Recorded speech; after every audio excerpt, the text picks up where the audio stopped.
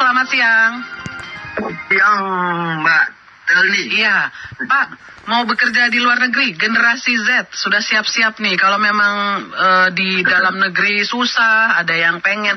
Apa sih supaya kita tidak parno duluan gitu loh ya? Kalau anak sekarang katakan, karena ada beberapa pemberitaan kan, ketika bekerja di luar negeri, bahkan dalam koridor untuk yang tenaga profesional atau staf saja, ternyata ada 1 dan 2 yang berakhir jadi petaka.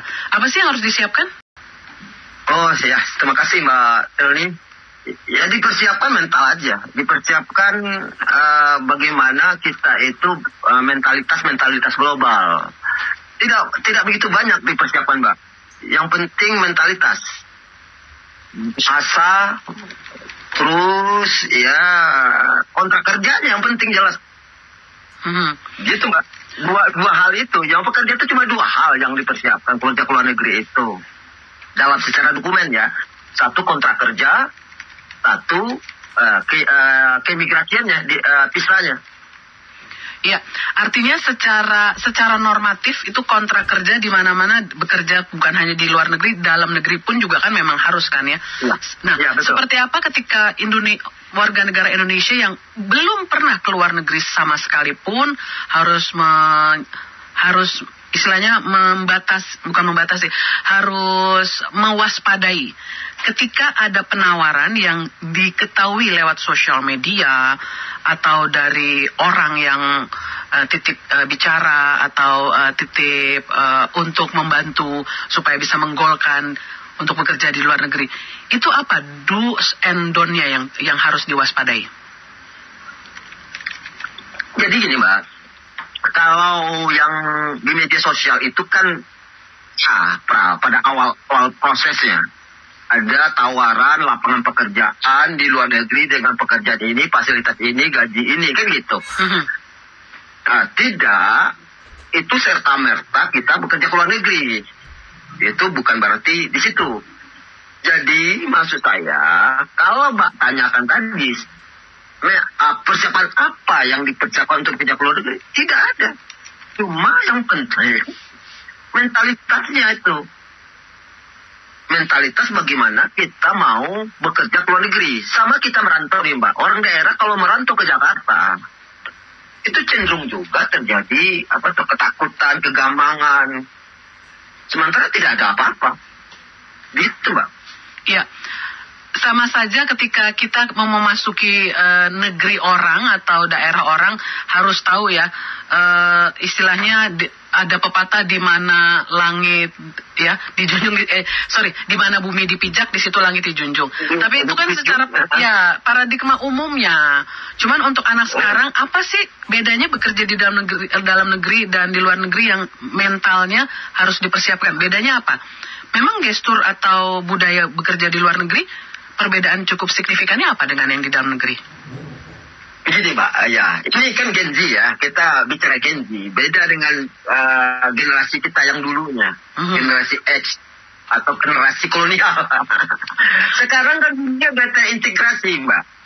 Artinya Gen Z ini lahir di muka bumi ini, mereka itu sudah berada di dunia yang sudah mengglobal, dunia sudah berintegrasi, sudah terkonek kemana-mana pun. Dunia sudah ada dalam genggaman malah. Jadi, dia itu telah menjadi makhluk bumi. Makhluk bumi maksud saya itu, mereka itu tidak mengenal lagi batas-batas negara atau batas-batas budaya, lintas sektoral, lintas bangsa dia. Mereka itu. Jadi, tidak ada persoalan mereka itu sudah siap secara mental. Gen Z ya, terutama Gen Z maksud saya di sini. Salah satu ciri-ciri Gen Z itu mereka sangat cepat terbuka untuk dinamika perubahan ya. Artinya dilihat dari teknologi dan lain sebagainya, lebih open gitu ketimbang generasi di atasnya, begitu ya? Enggak. Ini peradaban mereka itu mereka sudah masuk peradaban global, Mbak. Jadi mentalitas global ini sudah ada pada mereka ini. Jadi pekerja ke luar negeri itu bukan satu hal yang aneh lagi. Dan saya berharap generasi Gen Z ini tidak merasa aneh bekerja ke luar negeri. Tidak merasa gamang merantau ke luar negeri itu. Malah dia menjadi suatu tuntutan pada diri mereka bahwa mereka tuh Genji itu harus jadi makhluk bumi. Saya selalu menggaungkan itu, Mbak. Bagaimana Genji ini menjadi makhluk bumi. Apalagi begini, Mbak, ini persoalan bangsa kita di negara kita. Keterbatasan lapangan pekerja, tidak layaknya pekerja Indonesia ini banyak ya, Mbak, ya, banyak tidak layak lapangan pekerja Indonesia. Makanya tagline yang dulu itu, yang pernah viral itu, cabut aja dulu itu ada suatu solusi yang sangat efektif, Mbak. Nah, begitu. Pak Asnil, sebentar nih. Ada WA dari pendengar namanya Pak Doan yang menanyakan, lewat WA ya, menanyakan bagaimana dengan statement Pak LBP. Ini Pak Luhut ya, yang cukup keras melarang saat hashtag kabur dulu aja. Waktu itu viral dianggap tidak cinta Indonesia dan tidak nasionalis. Kok dalam satu rombongan sama-sama di pemerintah beda ya? Rakyat jadi tambah bingung.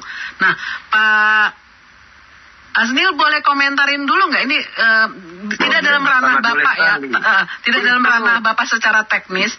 Tapi sebenarnya apa yang Bapak cermati dari pernyataan Pak Menteri Pelindungan Pekerja Migran? Tapi sebelumnya Pak Luhut mengatakan seperti ini. Ada kontradiktif. Ya, orang tua kolot memang kayak gitu. Nggak Genjinya, bukan generasinya ada lagi tuh. Bukan zamannya dia. Dia zaman kolonial itu. Kalau dia itu tidak nasionalis. Nasionalis itu tidak diukur dari orang bekerja dalam negeri, Pak. Jadi kadang pemahaman nasionalis membuat orang sempit. Titik. Jadi terkekang. Ini hampir sama juga dengan Korea Utara. Cinta negara dia seakan-akan mengekang warga negara.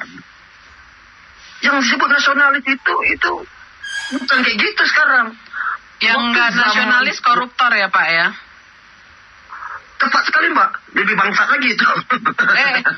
Artinya tidak ada kosakata itu ya Pak Asnil ya, oke. Memang harus dikatakan itu Mbak. Kenapa? Itu kan merusak kita, masa depan bangsa ini. Merusak tatanan kita, merusak sendi-sendi kehidupan bangsa negara ini. Baik, artinya bekerja di luar negeri untuk mencari nafkah untuk keluarga, untuk generasi Z sekalipun, untuk menjawab tantangan, berkarir, mengaplikasikan ilmu, tidak serta-merta menurut Pak Asnil tidak nasionalis. Nah, secara administratif tadi Pak Asnil katakan harus cermat melihat kontrak kerja, dokumennya dipenuhi, keimigrasian, karena ini akan bekerja di negeri orang. Dan Pak Asnil mengatakan yang namanya Gen Z paham yang seperti ini. Nah, secara mental mereka juga menerima segala keterbukaan, menerima dinamika dan juga kemajuan teknologi. Tapi apakah mental bekerja itu di negeri orang ada bedanya untuk di negeri sendiri? Tapi sebentar ya, Pak Asnil, jawaban panjang dan lebih detailnya boleh ditahan dulu ya, karena saya mau jeda sebentar. Sekaligus saya membacakan WA dari Pak Hanafi, nanti Bapak akan tanggapi setelah jeda ya. Ini Pak Hanafi di Pasuruan menuliskan, bagi kami, pemerintah sekarang dan kemarin sudah tidak mampu lagi menciptakan pasar di dalam negeri. Kalau keluar negeri cuma sebagai pekerja kasar, mending berdaya guna di negeri sendiri sajalah. Karena orang luar negeri di sini juga jadi pekerja eksekutif, kenapa kita di luar negeri jadi pekerja kasar? Oke, ini WA dari Pak Hanafi, sekaligus juga jawaban Pak Asnil yang tadi belum tuntas. Nanti dijawabnya setelah jeda berikut ini. Tahan dulu ya Pak Asnil ya. Pendengar, Anda masih bersama saya Telni Rusmitantri dalam El Sinta News and Talks edisi siang, dan kami juga masih bersama dengan Bapak Asnil Tan. Beliau adalah Direktur Eksekutif Migrant Watch. Kami sedang membicarakan tentang pernyataan dari Menteri Pelindungan Pekerja Migran Indonesia, Bapak Abdul Qadir Karding, yang baru ini memberikan pernyataan mendorong masyarakat agar bisa bekerja di luar negeri. Dan tadi Pak Asnil sudah memberikan do's and don't-nya bagaimana sebenarnya mempersiapkan bekerja di luar negeri. Sudah banyak WA yang masuk. Saya bacakan sekali lagi ya Pak Asnil ya, masih bersama dengan kami, supaya nanti ditanggapi secara menyeluruh. Tadi kan Pak Hanafi katakan lebih baik bekerja di negeri sendiri, kalau di negeri orang malah jadi pekerja kasar. Karena di compare gitu kan ya, di sini saja orang luar negeri jadi pekerja yang di level eksekutif. Ibaratnya kayak pepatah, lebih baik hujan lebih baik hujan batu di negeri sendiri daripada hujan emas di negeri orang, begitu kali ya? Iya. Iya, baik. Ini Pak Doni. Nah, Pak Doni ini menarik nih. Kata Pak Doni via WA, pernyataan Pak Abdul Qadir ini kan pribadi, hanya melihat dari satu sisi, tidak mencerminkan pribadi bangsa yang bermartabat. Lebih baik bekerja di dalam negeri daripada di luar negeri. Apapun yang terjadi tetap sebagai rakyat yang cinta negerinya. Saya tidak setuju dengan pernyataan Gen Z bisa hilang kepercayaannya kepada negeri bila sudah menikmati kenikmatan di negeri orang. Wah, ini Pak Doni was-was kayaknya ya. Kalau sudah Gen Z hilang kepercayaannya pada negeri sendiri, sudah nikmat bekerja di negeri orang atau tinggal di negeri orang, ini nampaknya seperti ini gitu ya yang dikhawatirkan Pak Doni. Silakan Pak Asnil ditanggapi. Baik Mbak, begini Mbak, pernyataan Menteri P2MI Abdul Qadir Karding tersebut yang mana mendorong warga Indonesia bekerja ke luar negeri, saya menilainya tidak salah Mbak. Namun sayang penyampaiannya ke publik dinilai kurang cermat dan menimbulkan kesalahpahaman. Itu saya lihat, Mbak. Kesalahpahamannya di mana, Pak, maksudnya? Kesalahpahamannya mungkin nggak tepat. Ketika ada janji presiden yang ada sekarang, presiden yang menang sekarang, yang berkuasa sekarang terpilih, menyatakan 19 juta lapangan, membuka 19 juta lapangan pekerjaan. Asumsi masyarakat, 19 juta lapangan pekerjaan itu ada dalam negeri. Sebenarnya sampai sekarang tidak terjadi ya Mbak, tidak terpenuhi. Jadi orang mengaitkan ke situ ya Pak Asnil ya? Iya, jadi ini ingat ya, ada fakta nih baru terjadi bahwa indeks PMI kita, PMI bukan pekerja migran ya, indeks apa namanya itu, purchasing manufaktur Indonesia, bahwa sekarang kondisi industri manufaktur kita itu makin lama makin merosot, makin melemah ke bawah. PHK di mana-mana itu Pak? Nah, bahkan terjadilah PHK di mana-mana. Jangankan membuka lapangan pekerja baru, yang di mana dibutuhkan 3,6 juta per tahun, akan malah bertambah Mbak. Jadi artinya di sini solusi yang efektif, cara yang strategis untuk kita bisa mendapat penghasilan, terutama Gen Z, adalah dengan bekerja ke luar negeri. Cuma sayang Karding waktu diundip itu tidak tepat momennya dan cara penyampaiannya tidak efektif dan tidak, bahasanya itu narasinya kurang tepat. Gitu Pak. Pak Asnil ditahan dulu, sebenarnya saya juga ingin lebih menggali ya pernyataan terakhir dari Pak Asnil, tapi sudah ada 2 penelpon yang harus saya sapa dulu. Ada Pak Wowo di Depok dan Pak Ridwan di Kaltim. Satu persatu dulu ya. Terima kasih Bapak-Bapak sudah mau menunggu dan bersabar. Pak Wowo, selamat siang. Selamat siang Kak Telni, Bapak narasumber. Iya silakan Pak. Iya, saya sumbang jadi sumbang pemikiran. Jadi tadi narasumber menyampaikan bahwa generasi Gen Z itu kan udah dengan dunia yang tanpa batas. Gitu. Nah, harusnya ini sebaiknya, karena dunia tanpa batas artinya kita itu kerja bisa dari mana aja, work from everywhere. Ya. Nah, ini yang tugas dari BP tadi, Badan Perlindungan Tenaga Asing maupun Departemen Tenaga Kerja, di mana dia harusnya bisa, negara atau pemerintah ini bisa memberikan, kan udah punya janji untuk membuka lapangan kerja. Nah, jadi harus bisa mengidentifikasikan pekerjaan-pekerjaan apa saja yang bisa dikerjakan dari mana aja. Nah, khususnya penyedia jasa pekerja atau membuka lapangan kerja dari luar negeri gitu loh. Yeah. Salah satu contoh nih teman saya, dia kerja di Bali. Nah, itu perusahaannya bukan di Bali, perusahaannya dari luar gitu loh. Artinya banyak sebetulnya pencari kerja yang punya interest untuk mengerjakan sesuatu di Indonesia. Nah, mereka mendayagunakan sumber daya manusia yang ada di Indonesia. Nah, inilah seharusnya tugas dan peran pemerintah untuk mengidentifikasikan peluang-peluang apa saja sih yang bisa dikerjakan oleh anak bangsa dari negara sendiri, tapi yang memberikan pekerjaan adalah dari luar gitu loh. Baik. Itu pertama. Terus kedua, saya saya kuliah di tahun 88. Nah, Generasi X berarti Pak? Ya, nah saya mendapat 2 SKS untuk kewirausahaan. Nah ini juga yang harusnya nggak tahu sekarang ini materi kewirausahaan ada nggak? Karena anak saya nggak mendapatkan itu barusan anak lulus. Di fakultas apa saja Bapak usul harus ada kewirausahaan begitu? Iya, nah itu harusnya negara juga mencetak entrepreneur gitu loh untuk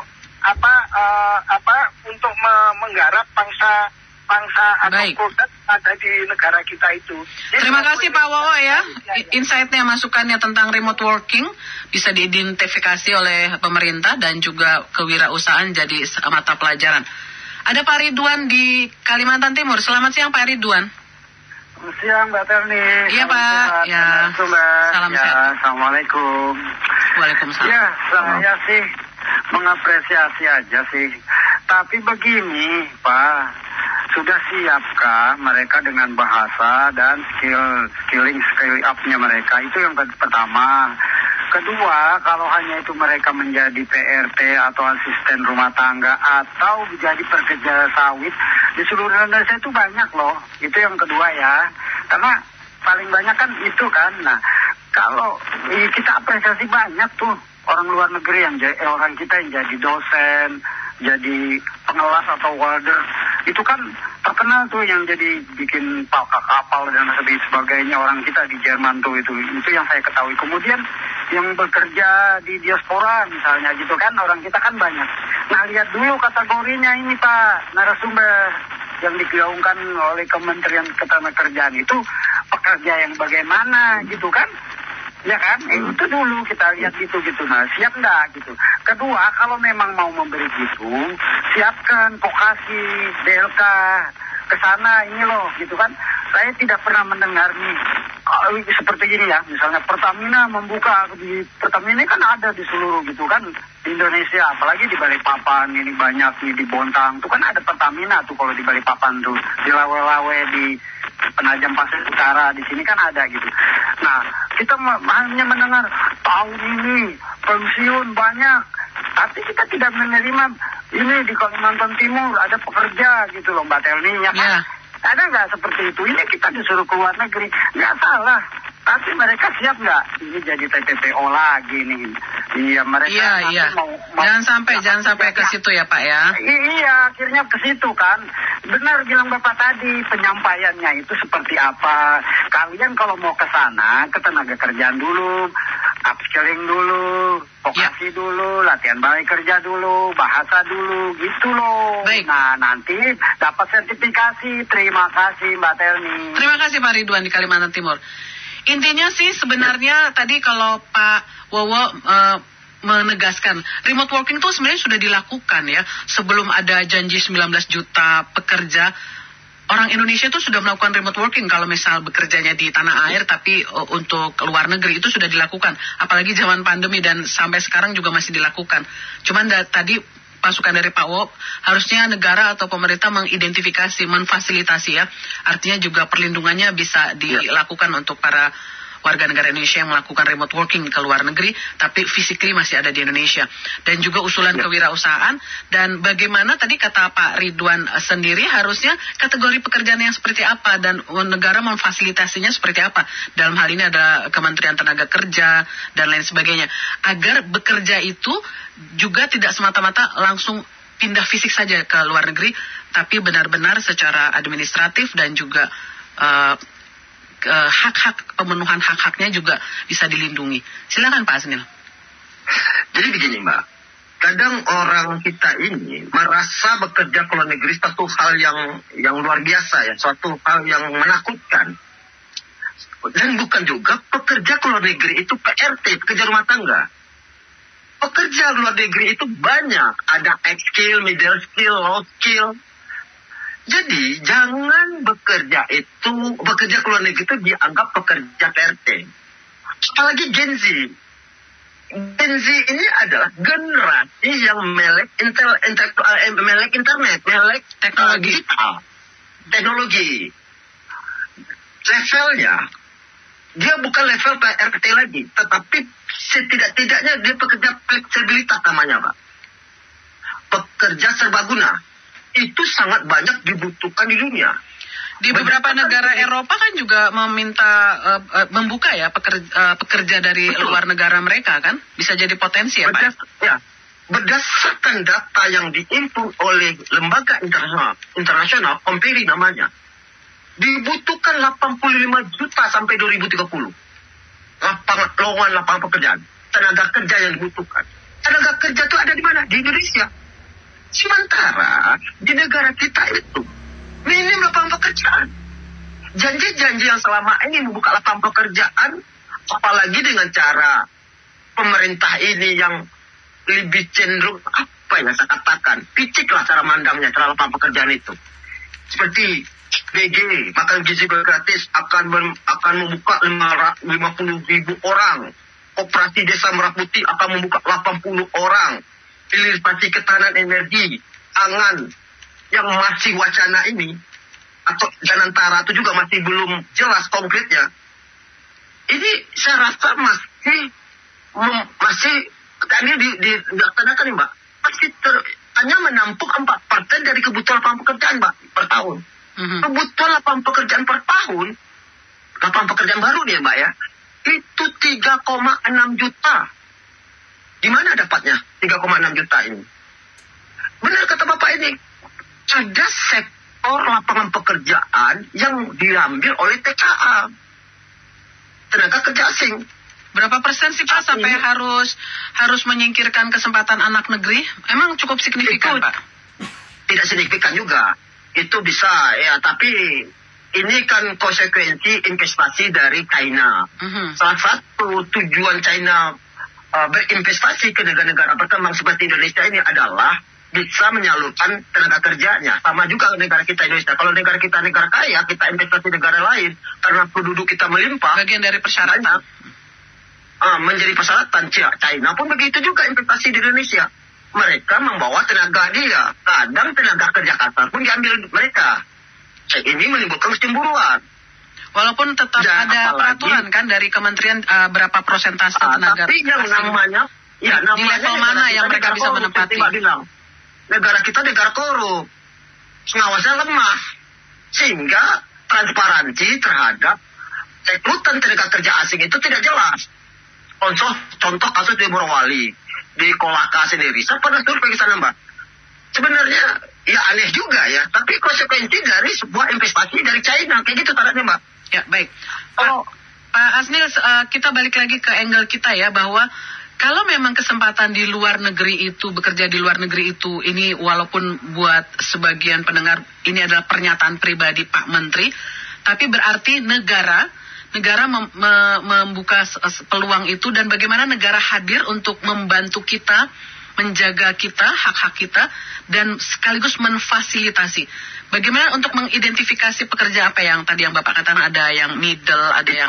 Nah, tadi ada usulan nih, remote working, apakah juga harus diurus oleh negara, lalu antisipasinya yang di dalam negeri supaya angkatan kerja ini bisa mandiri untuk menciptakan lapangan kerja. Sebenarnya kasihan juga ya kalau kita bilang ya, harus ada pelajaran kewirausahaan dan seperti apa kita menangkap peluang dari negara lain, Eropa, Australia.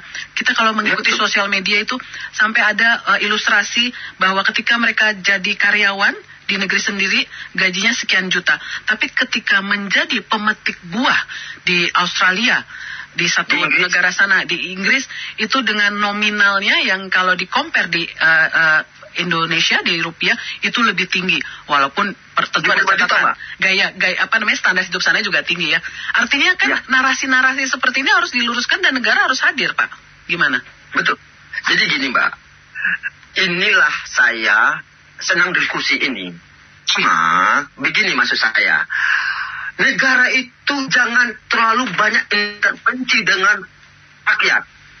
Negara harus hadir sebagai fasilitator. Sabur aja dulu itu ternyata, Mbak. Walaupun itu viral, sabur aja dulu. Katakanlah kita ini mau bekerja ke luar negeri. Kalau kita mau bekerja ke luar negeri, itu tidak gampang juga, Mbak. Prosedur legal di negara kita ini. prosedur legal. Kadang legal di negara kita, ilegal di sana. Ilegal di negara sana, tapi legal sana, Mbak. Maksud saya gini, negara kita ini cenderung membuat warga negara bisa bekerja ke luar negeri menjadi ilegal karena ketentuan-ketentuannya terlalu intervensi terhadap dunia lapangan pekerjaan kita, dunia pasar kerja kita. Jadi pemerintah tuh harus hadir sebagai fasilitator. Tolak ukur orang bekerja ke luar negeri itu yang seperti saya bilang tadi cuma dua. Satu, dia mempunyai kontrak kerja. Jelas, masa saya datang ke negara lain, saya tidak tahu ujuk-ujuk aja. Itu sama kasusnya seperti orang Amerika, imigrasi orang Amerika Latin ya, Amerika Utara itu ke Amerika Serikat. Itu ujuk-ujuk aja datang ke sana tanpa ada surat kontrak kerja. Maka mereka sebut imigrasi gelap, imigran gelap. Terus kedua, dia mempunyai visa. Imigrasi jelas, dia bekerja. Jadi kalau sudah memenuhi dua syarat itu, menurut saya aman. Tidak ada masalah. Kalau TPPO itu urusan lain, Mbak. Itu bukan urusan ketenaga kerja, itu urusan kejahatan itu. Beda. Itu kejahatan dengan dunia pekerjaan beda ya. Ya. Dalam uang juga, dalam cetak uang juga ada juga uang gelap, uang ilegal. Kan beda lagi itu. Nah, jadi begitu juga. Terus soal permasalahan yang terjadi di dunia ketenaga kerjaan itu kita harus hadapi. Korea Selatan ketika tahun 60-an setelah habis perang mereka antara China antara Korea Selatan dengan Jepang, salah satu solusi Korea Selatan untuk membangun pertumbuhan ekonomi negaranya adalah menyuruh warga negaranya bekerja ke luar negeri. Dan mereka tuh banyak bekerja sebagai pekerja sakar, Mbak, pekerja konstruksi. Tapi sampai sekarang berkat itu remitansi yang dihasilkan, devisa yang dihasilkan, mereka Korea Selatan sekarang menjadi negara yang sangat maju pertumbuhan ekonominya, terbaik di dunia. Jadi jangan alergi dengan pekerja ke luar negeri. Dan saya pun karena penduduk kita melimpah, Mbak, karena penduduk terbanyak, nomor 4 populasi di dunia, sebetulnya lapangan pekerja kita minim, solusinya kerja ke luar negeri. Itu solusi yang efektif, yang strategis dilakukan pemerintah. Makanya pemerintah jangan buat aturan-aturan yang membuat warga negara sulit bekerja ke luar negeri secara legal. Akhirnya banyak datang secara ilegal. Kalau mereka datang secara ilegal, artinya negara sendiri yang membuat rakyatnya menderita. Jadi membuka peluang celah ilegal itu terjadi, maksud Pak Asnil? Betul. Negara ini kan tidak boleh kalah dengan cara-cara ilegal. Dan negara bisa melakukannya.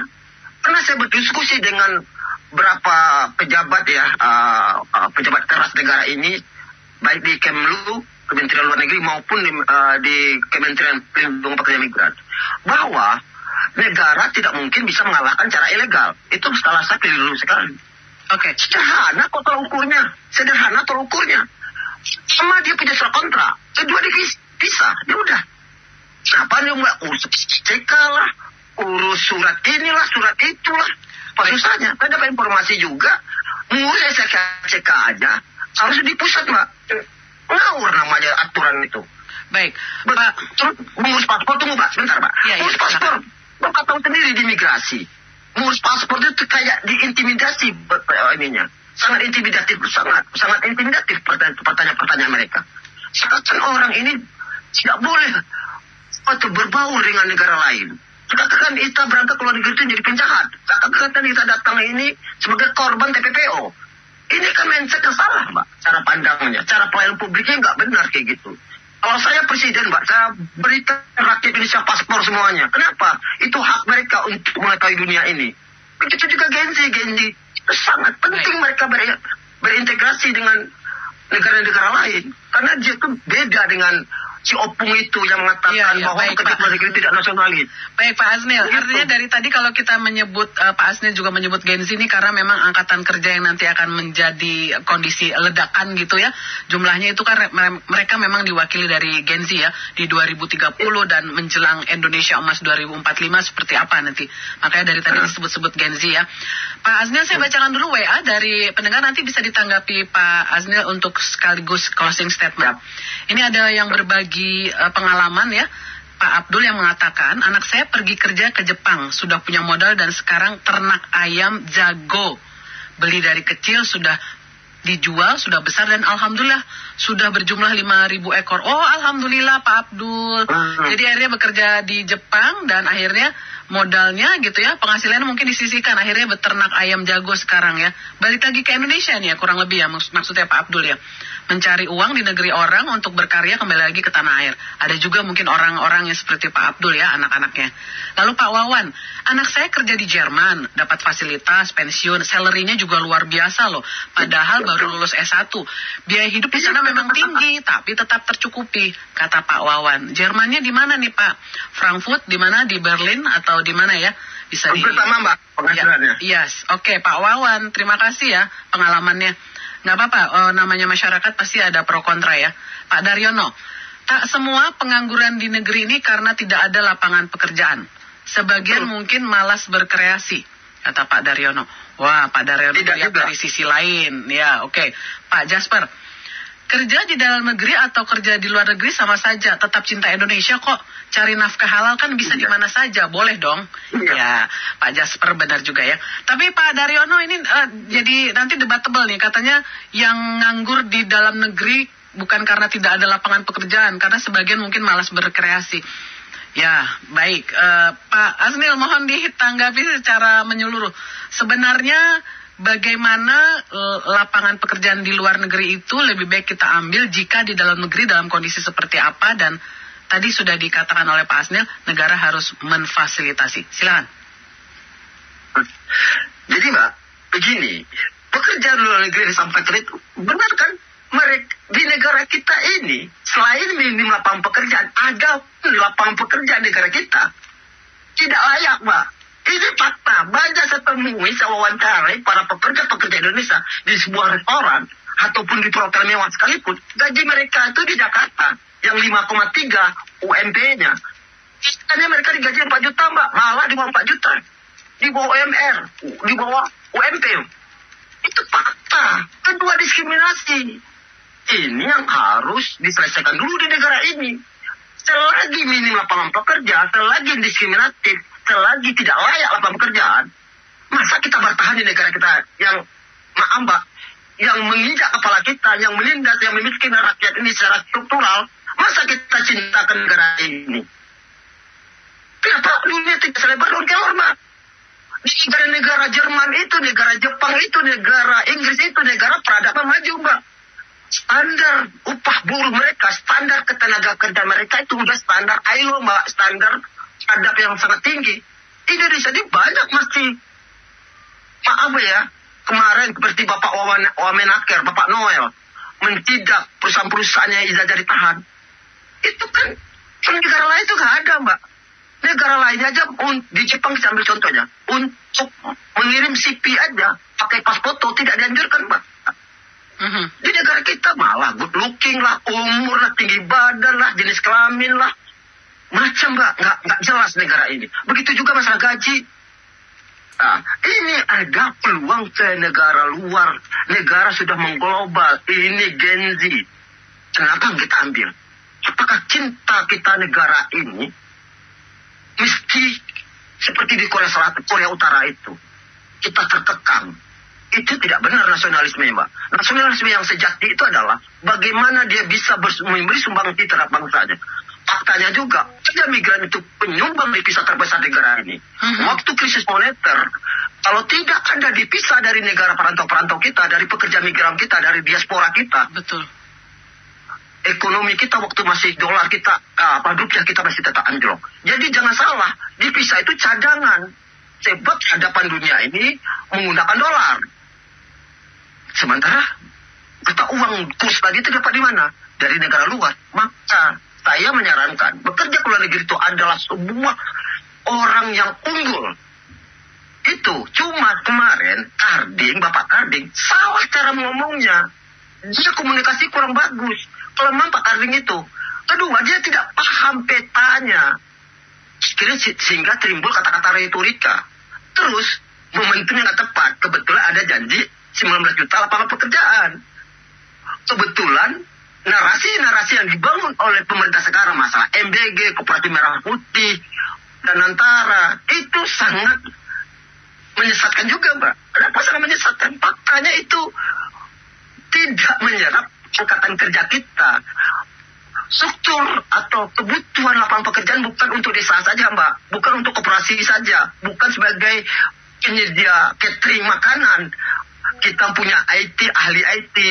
Punya ahli apa ya? Berbagai disiplin ilmu ya? Berbagai disiplin ilmu lah. Bukan sebagai, dengan diciptakan rakyat Indonesia akan sebagai kerja catering, makanan gizi gratis sebagai pengelola koperasi. Tadi juga koperasi itu. Ya, apa kabar sarjana-sarjana yang sudah lulus S1 bahkan S2 yang akhirnya susah sekali untuk mencari pekerjaan karena serapan pekerjaan yang tidak ada di luar dari saudara-saudara kita yang mungkin lulusan SMK atau juga bekerja di industri manufaktur dan juga di sektor informal lainnya ya, begitu ya Pak Asnil ya? Ya betul, jangan sesat pikir, jangan cara kata-kata nasionalis, pupur nikmat kata si Bahlil, si Opung, sepatun tidak nasionalis atau wajah lu gelap katanya, mungkin wajah yang gelap karena udah tua. Baik Pak Asnil. Memiliki tambang-tambang besar bagaimana dia itu? Baik. Jangan membunuh hak rakyat untuk mencari nafkah, ini masalah urusan perut. Jadi kita sepakat bagaimana kita mendorong supaya angkatan kerja kita ini bisa bekerja, diserap di dalam negeri, kalau maupun harus keluar negeri harus dalam kondisi aman. Kurang lebih seperti itu ya diskusi kita ya Pak Asnil ya. Boleh simpulkan itu. Yang penting itu berani bekerja. Semua kehidupan ini punya konsekuensi, Mbak. Ya kan? Tidak ada masalah itu hasil survei Migran Watch, hasil pengamatan Migran, ada masalah itu kecil, Mbak. Tidak sampai 5%. Di Indonesia permasalahan ketenagakerjaan banyak juga, Mbak. Lebih parah di Indonesia ini. Ya, artinya itulah tugas negara itu ketika ada masalah, itu yang diselesaikan, bukan cara-cara retoris. Gitu. Baik. Gitu, Mbak. Pak Asnil, terima kasih sudah bersama dengan El Sinta. Pastinya ini juga informasi yang bisa memberikan semangat kepada adik-adik kita atau anak-anak kita untuk mencari peluang bekerja kalau memang dirasa siap gitu untuk luar negeri. Tadi udah dikasih tahu sama Pak Asnil ya, do-and-don't-nya seperti apa, harus disiapkan dari dalam negeri, terutama juga mental.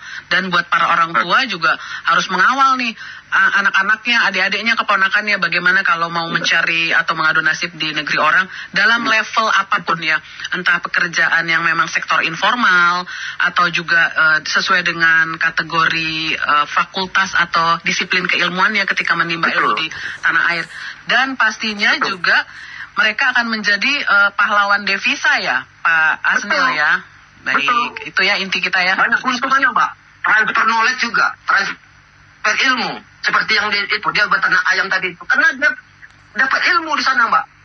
Di Indonesia sendiri nggak ada dapat hal kayak itu. Transfer knowledge ini menjadi keuntungan juga bekerja ke luar negeri. Banyak untungnya, Mbak. Banyak sekali untungnya. Ya, baik Pak Asnil, biar ngerasain semua dirasakan, semua bersemangat ya. Baik, Pak Asnil, terima kasih sudah bersama dengan El Sinta ya dalam perbincangan kita siang hari ini. Selamat siang Pak, sehat selalu. Mbak Pelmi. Ya, salam semuanya. El Sinta News and Talk.